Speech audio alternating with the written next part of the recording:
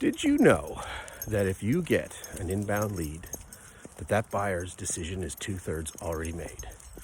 So, how are you going to make sure that you don't screw it up?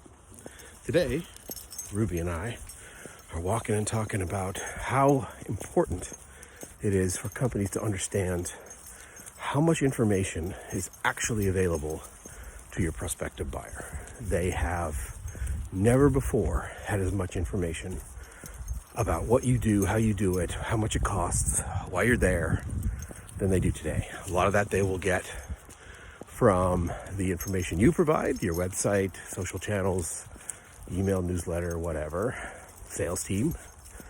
The rest of it is stuff that they will find through other sources. Things like customer reviews, Google reviews, things along those lines. They will look at industry sites.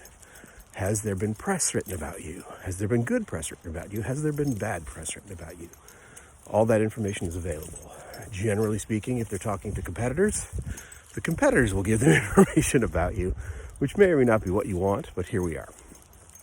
So, in that context, what is it that we want businesses thinking about? Well, one, if we do know that if the phone rings, that they're already 2/3 down the road of making a decision, how do we not make a mess of that?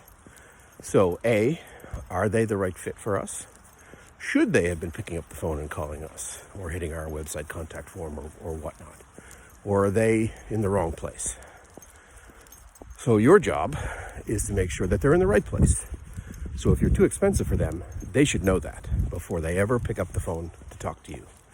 That's a very important thing. And this goes back to my statement about don't hide pricing. You don't have to give me the exact price, but don't hide it. If I am trying to buy a Kia and you're trying to sell me a Cadillac, there is friction there. I should not be talking to you. And that is not your fault. It's not their fault. It's just how it is. So you don't want to waste time and effort on somebody who's never going to buy from you because you're too expensive. Or if you have a different fit for the product, so it's not exactly what they need. That's a, hey, we're not right for you. You want them to self-identify out of that process as soon as they possibly can, so that you're not wasting your team's time talking to people that shouldn't be there. So again, how much information are we providing? I say this with regularity. There is no secret sauce anymore. Yes, you have your specific ways of doing things and how you operate and how things work. Sure. You might even have a secret ingredient. Sure. But let's be very clear. Pepsi knows what's in Coke. Coke knows what's in Pepsi. Understand a little bit more about how your customers are looking for products like yours, and you can make better decisions about how they're going to buy. So when you start talking about the types of things you want to put into the ether, the ecosystem of buying and selling, really think about what they need. So yes, your brand matters, 100% it matters. Tell me why you, it's very important. But tell me the what's in the hows. So the features, the benefits, let's call it that, but show me the proofs. That's where your brand really comes to life, right?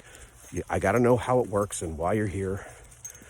But if I can understand how other people have seen you, so your customers, testimonials, video testimonials, case studies, it's the proof that gets me to potentially pick up the phone. But if you don't give me enough information about what you do, what's it going to cost me, it's way harder for me to make a buying decision that works. And then you don't have to waste time on me. I'm not your customer. And that's okay. Not everybody is your customer. But do you know that? Do you understand that? And then can you make better decisions on what you're putting into the world to make it easier for them to buy? Because if the phone rings, they're already 2/3 down the road of making a buying decision. Don't screw it up. Walking and Talking with Ruby.